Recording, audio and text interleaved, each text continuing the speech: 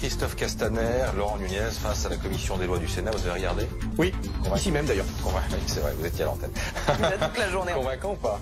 Non, pas convaincant, malgré les détails qu'ils ont donnés, quelques informations, comme par exemple la tentative d'effraction dans les souterrains qui mènent à l'Arc de Triomphe, donc il y avait une vraie zone de péril. Malgré tout cela, ils n'ont pas été convaincants, parce qu'il y a plusieurs questions sans réponse. Pourquoi, dans la journée, voyant que la tactique appliquée était défaillante, voyant que les troupes étaient débordées, on n'a pas changé d'attitude? Pourquoi notamment, et on le voyait sur les images, constatant que les LBD n'étaient pas utilisés, on ne s'est pas interrogé. Pourquoi? Qui a donné l'ordre? Où sont les LBD? Et donc là, il y a une défaillance sur le terrain. Et un peu comme à Waterloo, quand ça commence mal sur le terrain, si vous corrigez pas, c'est le désastre. Ensuite, deuxième point, ils n'ont pas été convaincants sur une autre question. Pourquoi la réorganisation faite là précipitamment et d'une manière disciplinaire au sein des autorités de la police, notamment la préfecture de police, pourquoi ça n'a pas été fait après décembre? Calmement, à froid, entre les grosses manifs de début décembre et la fin de l'année, on pouvait avoir cette réflexion, réorganisons la chaîne de commandement. Troisièmement, pourquoi rien n'a été fait contre les casseurs depuis le mois de décembre, en termes de surveillance, de fichage, pour voir si on peut pas les arrêter avant? Alors c'est vrai que la loi anti-casseurs n'est pas encore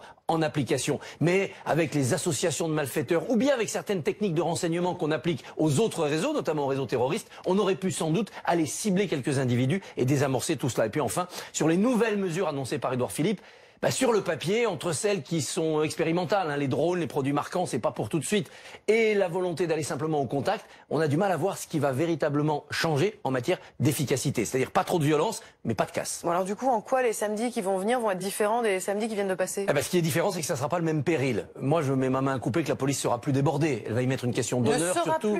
Ne sera plus débordée. Le nouveau préfet de police va mettre son honneur dans la balance et les troupes vont vouloir gagner la bataille du terrain. Mais ce qui risque d'arriver, c'est que des gilets jaunes se mettent dans une posture de kamikaze, manipulés par leurs habituels gourous qui vont leur dire « Allez-y, ne vous laissez pas faire, montrez que vous n'êtes pas des moutons », comme disait Maxime Nicole. Et donc des gilets jaunes inexpérimentés vont être face à des policiers plus que déterminés, et là, il peut y avoir de la casse. C'est ça le vrai grand péril. Est-ce que Christophe Castaner n'est pas devenu le maillon faible du gouvernement? Si, incontestablement. Il n'est pas obéi par son administration, il n'a pas réussi à incarner le personnage, alors qu'il l'avait quasiment fait en décembre. Oui, c'est un maillon faible, sauf que on a l'impression qu'après cette phase sociale, cette phase sécuritaire, après la restitution du grand débat qui nous attend, faudra aller plus loin. C'est pas le maillon faible du gouvernement qu'il faudra changer, c'est le gouvernement. Je vois pas comment après les européennes, sanctions démocratiques des 2 ans que nous venons de vivre, je vois pas comment après les européennes on peut éviter un changement de Premier ministre. C'est comme ça qu'on relance un quinquennat. Si Macron n'en est pas convaincu, il se prépare quand même une suite difficile.